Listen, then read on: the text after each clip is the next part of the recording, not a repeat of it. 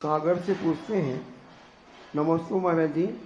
84 लाख योनियों में दुर्लभ मनुष्य पर्याय जन्म और उसमें भी दुर्लभ जैन कुल, दोनों दुर्लभ रत्नों को पाकर भी मनुष्य अगर तीर्थ क्षेत्रों की साधुओं की रक्षा न करे और अपने व्यक्तिगत स्वार्थ में धर्म और संत समाज पर उंगली उठते देखता रहे तो मनुष्य को दोबारा क्या कभी मनुष्य जन्म मिलेगा?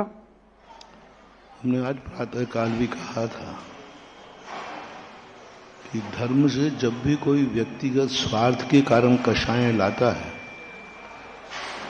मान कषाय लाता है, क्रोध लाता है, व्यक्तिगत स्वार्थ के लिए, यदि मैं धर्म कार्य में कुछ किया तो मेरी मान हानि हो जाएगी, मेरी प्रेस्टीज डाउन हो जाएगी, इससे धर्म मिटे तो मिट जाए लेकिन मैं आगे नहीं आऊंगा, तो ये सब चीजें हैं उस व्यक्ति के लिए घातक है। मैंने कहा ना कि धर्म, देव शास्त्र, गुरु ये कोई बाजारू वस्तु नहीं है कि क्षण मात्र में ग्रहण कर लो, क्षण में छोड़ दो। दुनिया का प्रलय भी आ जाए तो भी व्यक्ति को धर्म से वंचित नहीं करता। मान और अपमान ये सब चीजें धर्म क्षेत्र में मायना नहीं रखती। धर्म क्षेत्र में धर्म की मुख्यता देखना चाहिए, और यदि ऐसा नहीं कर पा रहा है तो उसको भवांतर में कर्म उसको ऐसी दशा में डालेगा जहां वहां धर्म ही नहीं होगा। मिलेक्स खंड है जहां धर्म होंगे ही नहीं। जो धर्म और धर्मात्माओं को बुराई करते हैं, धर्म और धर्मात्माओं पर उंगली उठाते हैं, उनको कर्म ऐसे स्थान पर ट्रांसफर करता है जहां धर्म का नाम भी सुनने नहीं मिलता। किन लोगों का जन्म होता है मिलेक्स खंड में? उन्हीं लोगों का हुआ जिन्होंने धर्म को, धर्मात्माओं की उपेक्षा की। ऐसी धर्म की उपेक्षा की, कर्म ने कहा कि इसको ऐसे मिलेक्स खंड में भेजो जहां धर्म ही नहीं। एक व्यक्ति ने कहा, महाराज जी मैंने कौन सा पाप किया होगा कि हमारा ट्रांसफर ऐसे स्थान पर हुआ जहां मंदिर नहीं? ये कौन से पाप कर्म का उदय? मैंने कहा ये पाप कर्म का उदय है जब तुम्हारा पड़ोसी में घर था मंदिर के, उसी मोहल्ले में रहते थे, तो भी तुम भगवान का दर्शन नहीं करते थे, उसका दंड है। मंदिर तुम्हारे पास में था, पड़ोसी में था, फिर भी तू दर्शन नहीं करता, फिर भी दर्शन नहीं किए होंगे। उस समय कर्म ने कहा जब पड़ोसी में मंदिर है तो भी तू दर्शन करने नहीं जाता, अब मैं तुझे ऐसी दशा में भेजते हैं जहां मंदिर ही नहीं होगा। कर्म बड़ा विचित्र है।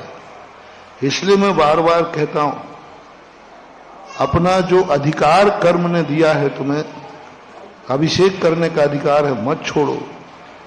नहीं तो ये कर्म तुम्हें ऐसे कुल में जन्म देगा जहां तुम अभिषेक करने लायक भी करना चाहोगे तो नहीं कर पाओगे, क्योंकि आज तुम्हें करने का अधिकार दिया, तुम कर सकते हो। मंदिर पास में है फिर भी तुम अभिषेक नहीं कर रहे, फिर भी तुम पूजा नहीं कर रहे, फिर भी तुम मंदिर नहीं जा रहे, तो कर्म तो फिर कर्म ही होता है।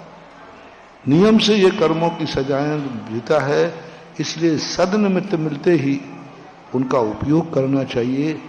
जन्म जन्म के पुण्य कर्म के उदय से तुम्हें ये अधिकार मिला है कि तुम ऐसे कुल में जन्मे हो जहां भगवान का अभिषेक कर सकते हो, ऐसे कुल में जन्मे हो जहां तुम महाराज को आहार दे सकते हो, ऐसे कुल में जन्मे हो जहां तुम रात्रि भोजन का त्याग कर सकते हो। कुछ भी गलत नहीं, सब तरफ से तुम्हारी सुविधा है।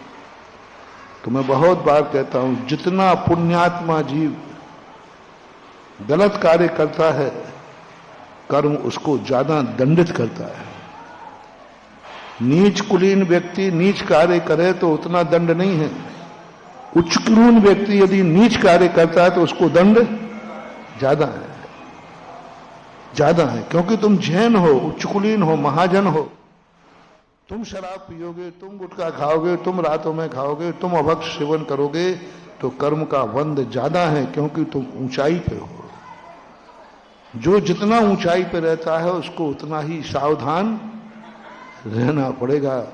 क्योंकि ऊंचाई से गिरने वाला व्यक्ति, जैन ही तुम लोग हवाई जहाज में घूम रहे हो और थोड़े ही से छूके नहीं तो दांत भी नहीं मिलेंगे, और दूसरे लोग जो मान लो गलत कार्य भी कर रहे हैं वे साइकिल पे घूम रहे गिर भी जाएंगे तो थोड़ा बहुत कुछ लगेगा, झड़ा फूल करके चल देंगे, ऐसा।